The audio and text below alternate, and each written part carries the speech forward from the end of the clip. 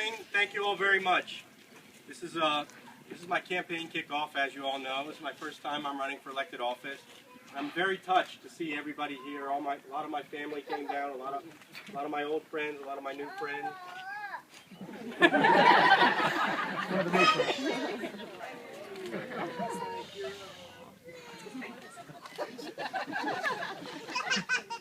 So it feels great to finally be a candidate after a lot of years behind the scenes. So it definitely feels great, and I'm very fortunate to have worked with a lot of good legislators and politicians over the years, and I've been behind the scenes for a lot of years, so this is my first time actually being out there as a candidate, and it feels great.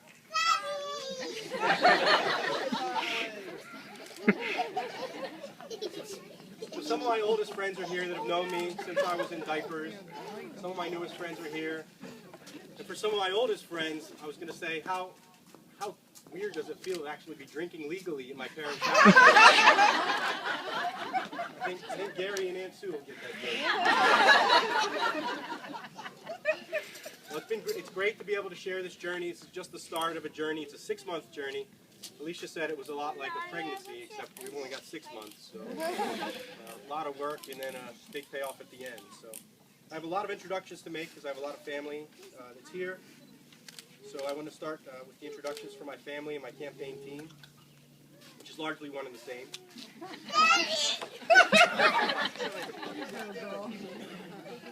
I have to thank my parents, Bob and Karen, or as they're more frequently known at my house, Nona and Grow Pop, for hosting this event.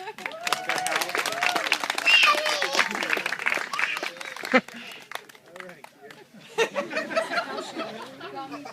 Kira thinks this is a run to daddy. All right. My parents have always been my biggest supporters. My parents have always been there for us, all my siblings. They've developed an amazing number of interests based on the activities of their children. For Michelle, they went elbow deep into debate and forensics, and they stayed there for the rest of us. For Kim, they went to theater shows. Joe got them heavily involved in band and orchestra. For me, it was baseball, practices, and football games. And Ted got them involved in music, and helpfully for me, politics. So, thanks. There you go.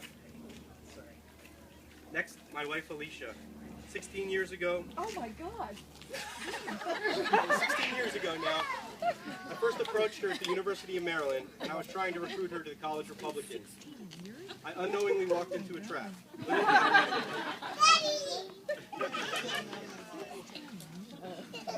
Little did I know that she was president of the Young Democrats at her high school. I loved her so much I agreed to accompany her to see Hillary Clinton speak when Hillary Clinton was First Lady. However, I have to admit I wasn't disappointed to miss it when Alicia fell ill that night. I drug Alicia to see Alan Keyes. She took me to see Bill Bradley. I took her to see Jack Kemp. She went to see Bill Clinton, and I abstained from that world.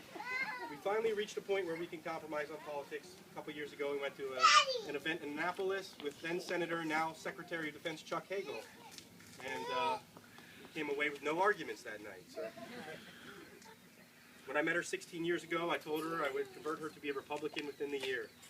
Well, I lost that bet, but maybe she'll convert for a few days in September. You know what I mean. I wouldn't be in this race without your 100% support, and I literally couldn't do this without you, so thank you. Her parents are here. They've welcomed me into their family with open arms. Even if I am a registered Republican, and I'm grateful to have their support.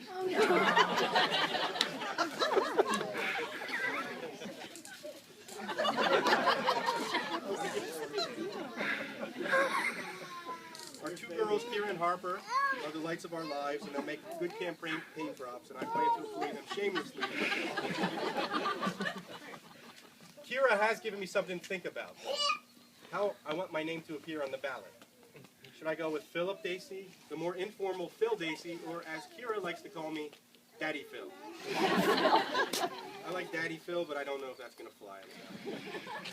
My brothers and sisters all have campaign jobs. Some of them even know that. This will be a full-on Dacey campaign effort. My older sister Michelle is my social media chair, so she knows and stays in touch with so many people in Frederick. I think my Facebook page has almost as many friends as my actual Facebook page. My little sister Kim is my covert press consultant. I I don't think there's anyone here from WBAL. Her husband Don, having served as a captain in the Army, can be my Veterans and Irish American Coalition chair. An expert in Guinness. So. My little brother Joe is my researcher in chief. His new fiancée, Jessie, is saving the world in Africa. But when she returns, she can be my campaign Zumba czar. Teaches Zumba classes. And of course, running the whole show is my youngest brother Ted, who's the campaign manager and treasurer. Basically, I do whatever Ted tells me to do, and those that know him know that that's no joke. So I thank all my family again for all their support. I also wanted to thank the elected officials that were here. I guess Delegate Schultz was here, and fellow candidate Katie Nash is here. Thank you for coming.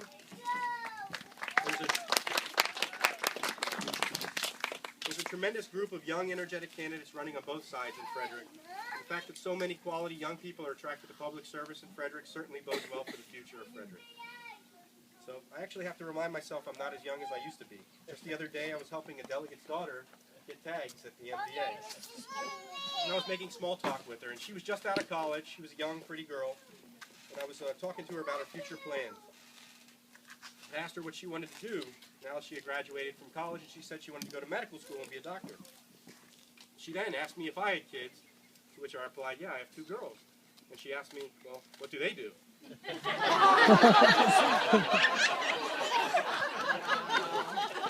said, well, Kira wants to be a cowgirl.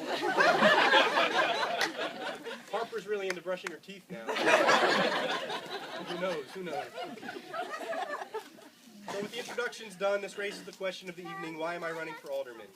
You all know me, and you know my life has been dedicated to public service. I grew up here in Frederick. My wife and I chose to raise our family here in Frederick.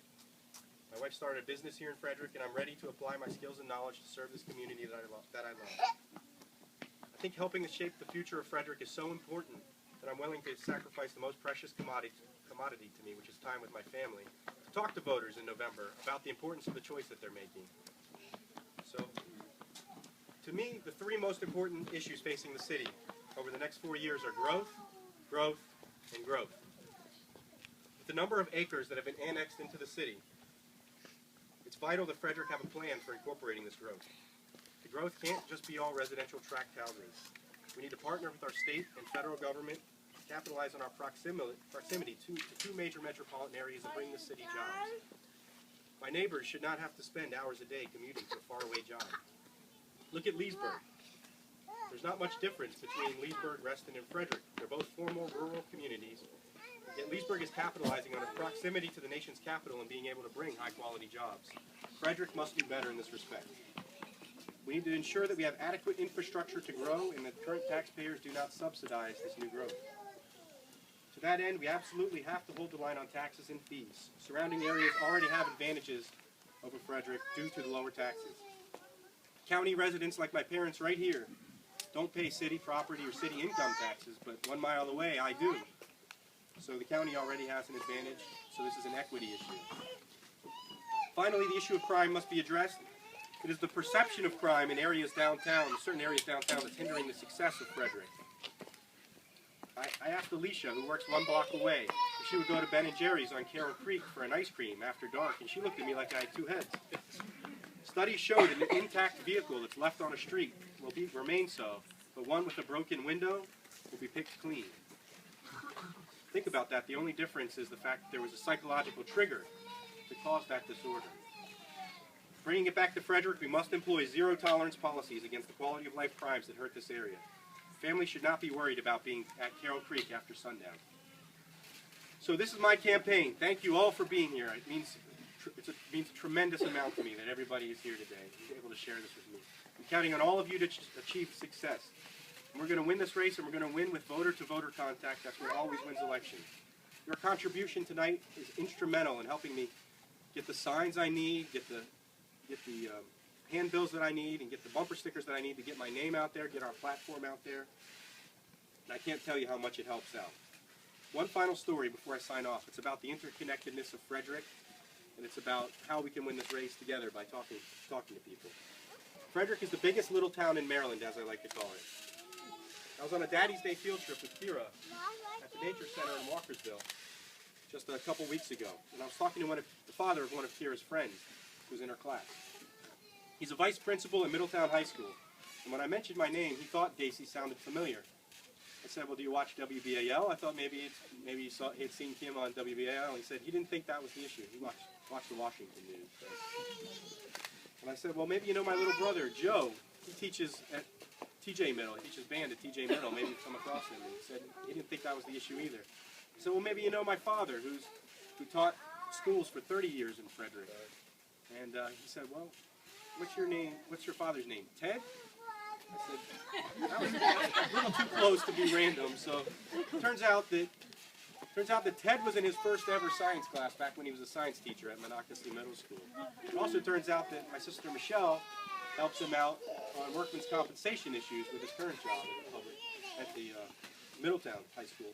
And it turns out that my mother helped his wife with some newborn issues, shall we say, at Frederick Memorial Hospital with his kids. And now his daughter and Kira are friends at the nursery school that I went to. So this talks about how, this story just illustrates how Frederick is all connected. It's a big city now, but everybody's connected and everybody knows each other. And Frederick is a tremendous community, and we're all connected to it. It is through these connections that we can win this race and that we can make a difference in the city of Frederick. Thank you again for being here, and please enjoy the refreshments and the company. Stay as long as you like, and have a good time. Oh.